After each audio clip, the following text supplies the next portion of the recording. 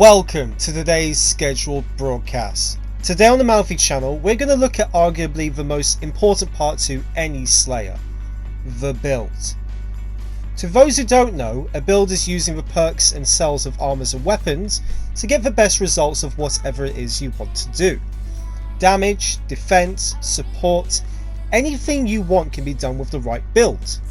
It's true that the right element of weapons and armor can give you some of the best natural stats in the game, but if you don't know how to boost these stats to their absolute best, you're not going to be doing the best you can do. Each armor piece and weapon comes with an ingrained perk and a cell slot for you to insert anything you like of that matching symbol. All perks can go up to +6. You could go higher, as high as you want, but the perk doesn't become any stronger by adding past 6, so be careful when over adding. Perks come in 3 levels, +1, +2 and +3. They can't be higher than +3, but adding multiple of the same perk to a build adds those numbers together. Now we've got the basics on builds out of the way, let's learn the finer points to think of when making the build, shall we?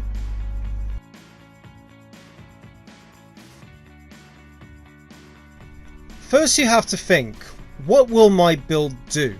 As everything you do with this build will directly influence the way you play. It's hard to play other ways or give different benefits when the build is the one holding everything together. Good news though is that purpose can be anything you like. Only limitations are what you can slot in and what cells allow you to do.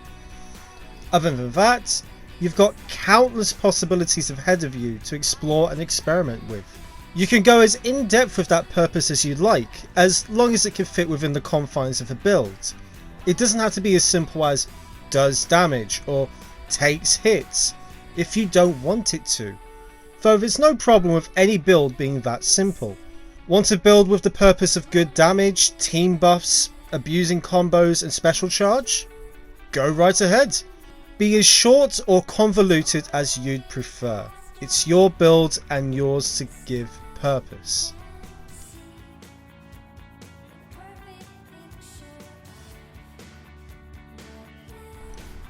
Will your weapon work? Of course, every weapon can do just about everything, but when able, would it yield worthy results? Take repeaters, a weapon I respect, but even then I can't say they do everything well. What they can do, they do great, but forcing them into a job they're not designed for could be wasting valuable resources. They can't naturally stagger, they can't wound, so would adding such properties be worth the investment of perks? Giving them any kind of notable stagger will require 4 cell slots alone out of your 11. They can do some great damage, but are they better suited for harder single hits or lots of smaller hits? Would forcing them into bigger, slower hits be the wise move when you've got hammers and axes that do the job better? Hammers have some of the hardest single hits in the game, so would forcing them into a speed dependent build be suitable? These are the questions you're going to have to ask yourself, not just now but in many places throughout the build. If you need to, try the theory out in person before making the final decision. You may be surprised what you find.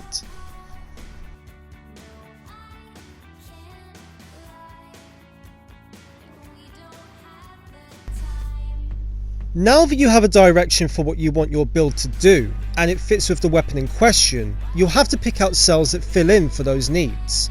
You've got many options in weapons, weapon types, specials, mods, armors, cells, and lanterns, all for this exact purpose, so take care when putting each part under consideration. Right now we're going to look at the biggest part of this, which is also the basis of everything: perks. If you don't know, perks are those things in your loadout screen that tells you what your armor, weapon and equipped cells are currently allowing you to do. As said in the intro, they can all go to up to +6, but you really don't have to worry about getting anything you have to +6. Anything you'll have will be enough to start making loadouts no matter the level or cells available to you. True, endgame will give you access to many more cells and many more opportunities to max out your stats, but this doesn't mean you should only start when you've a decent collection. Plenty, and I mean plenty, of perks are great at any level, some being ideal at even +3 or +4. Let's give you an example for education's sake. Your build idea is support. Now, what cells may give you the best push towards this? First there's Medic, a cell that helps down slayers and yourself when reviving them. Engineer increases the size of your pylons, so your Lifespring pylons can always be within range of your team. Mender reduces your healing potion's health, but gives your team health back too. Here's another one, damage. Everyone loves a good bit of damage, so what can help? Rage Hunter gives you some more damage when the behemoth becomes enraged. They get mad a lot, so this can do the trick. Attack speed still does more damage, you're hitting faster after all, so why not Evasive Fury? Point is, no matter your objective, there's going to be something for you to add to the list. Take the time, consider all the options.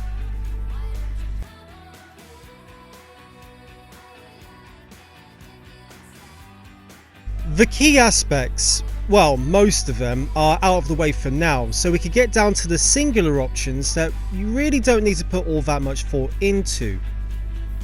Here's your lantern. It does stuff when you tap and hold it.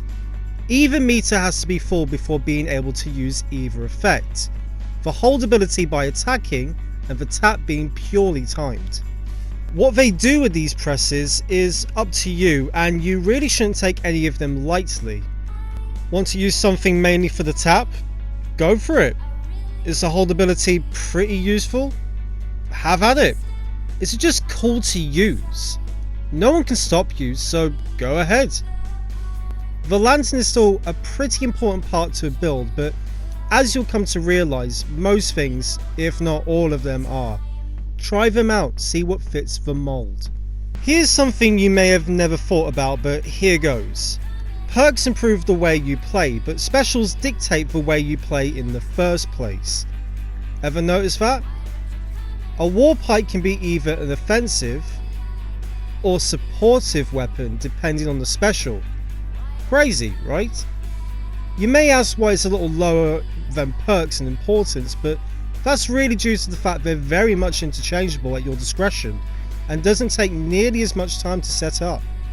Though you might find even that one special can give you a reason to make a whole build from it. Little note is that repeaters work in parts rather than specials, but once you get the hang of what they mean for the weapon, the same logic applies. If specials are the way your weapon plays, mods are the boosters. You can still play any way you like, but these give a larger boost to a certain aspect that can really boost the build. You may need to play around the requirements, but it's still worthwhile to manage in a build. What works for you? Only one way to find out.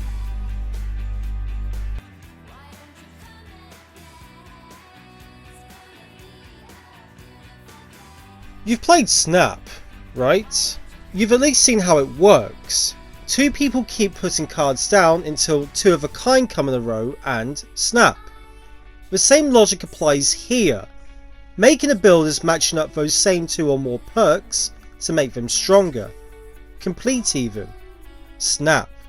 The reason I draw more of a comparison to Snap is because armors and weapons usually have a perk you can't change and something to fill it with. Just like answering your opponent's card with one of your own. Most of the time that symbol won't be the one you can fit with that armor's perk, but that doesn't mean another armor piece or weapon doesn't have it, or even that the exact perk is already part of an armor piece.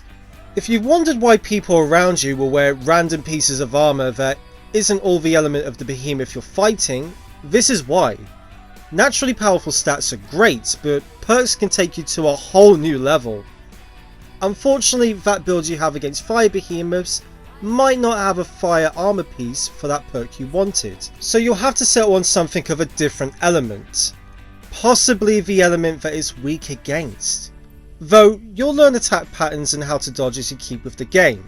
Soon enough that extra bit of elemental defense won't matter, and hey, maybe it won't even matter at all.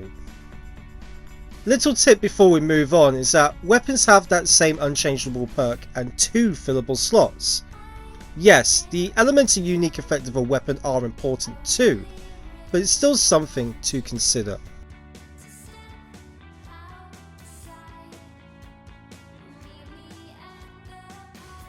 If you're newer to builds, then you may want to skip over this part. It's going to get a little more complicated, though if you think you can handle it, go right ahead.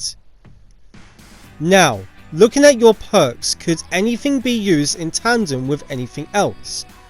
What I mean is, if there are any perks, mods, specials, or gameplay mechanics that work well with any other perks, mods, specials, or gameplay mechanics.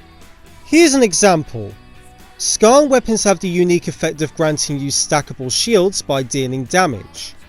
Unrelated, on its own, is the cell Guardian that gives you a percentage of any shielding you have to your team. They are their own separate entities, yet they work well together.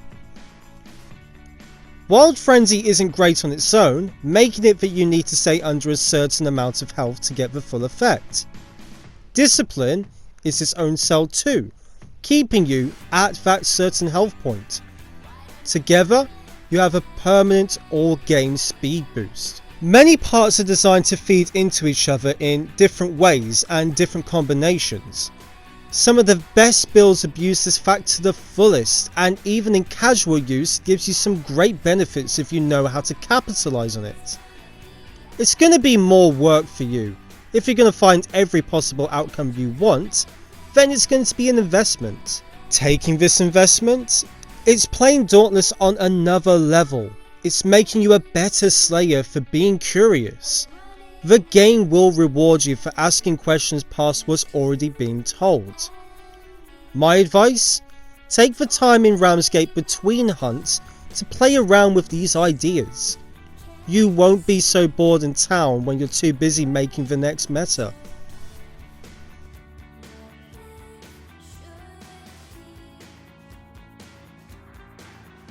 Unfortunately, chances are if you're looking for a guide on how to make a build, you may not be dealing with a bunch of +3 cells. Relax, this isn't the end of the world and won't affect your builds all that much. You simply have to prioritise more. If you're already in +3 heaven, you can skip now to speed things up. Yes, a +6 perk is the ideal in many cases, but the cells you have, no matter how little, will be valuable still. Many cells still have a benefit at many other levels, and honestly, some are better lower than higher. Some work better the higher they are. Some scale a set amount no matter the level, and some give a bonus at lower levels than higher. Making the most of these scaling cells is the key to making the most of what little or much you have. Take a look at 9 lives and Iceborne, both of the wanted effects activating at +4, so there's only a need to add perks up to that amount. Cells like Wild Frenzy and Evasive Fury give you a bigger boost at +3 than +6. +6 is better, but +3 is still worth it. It's actually better value. These are things to think about when working on a budget and may give you more of an incentive to make other armors. One of them could have the perk or slot you need, so don't stop yourself making as many as possible.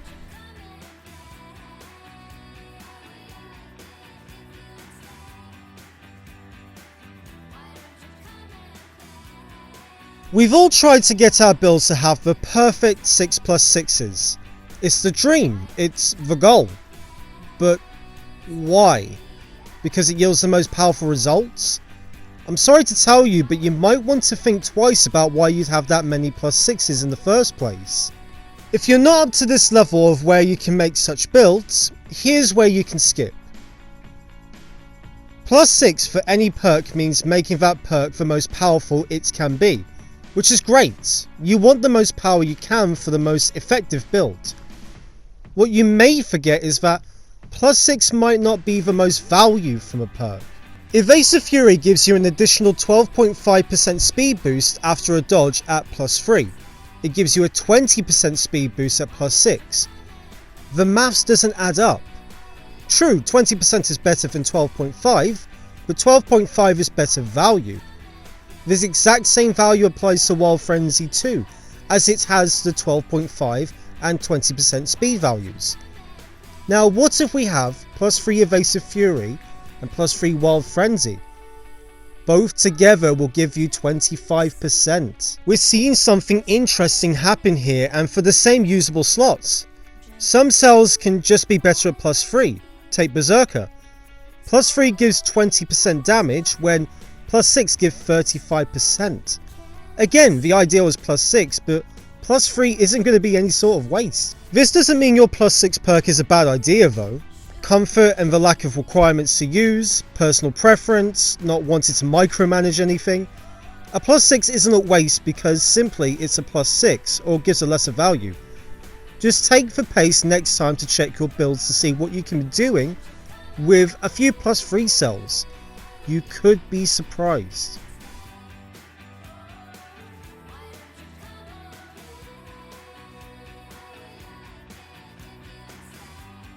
You've made your build, you've considered all the options, you've got some cool gimmicks in the works. What will you do now with your ultimate build? Simple, try it. It's so easy to forget that even with the strongest build in the world, you're not going to accomplish anything if you're unable to use it. Practice makes perfect, and if you simply don't like anything about the build, that's completely fine. You can change it as you go and see what didn't work. It's your build, you're not wrong for making your build more your own. You keep falling down because you've nothing but low life damage? It's fine, you could put in a defensive cell to compensate. It's an option you can take.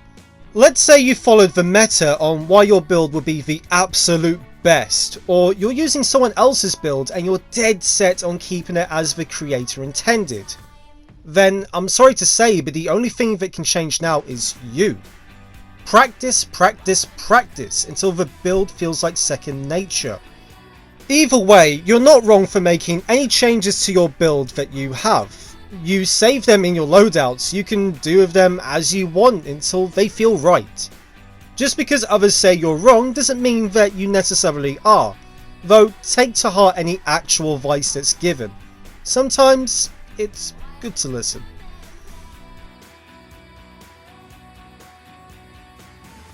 And that, for now, is builds.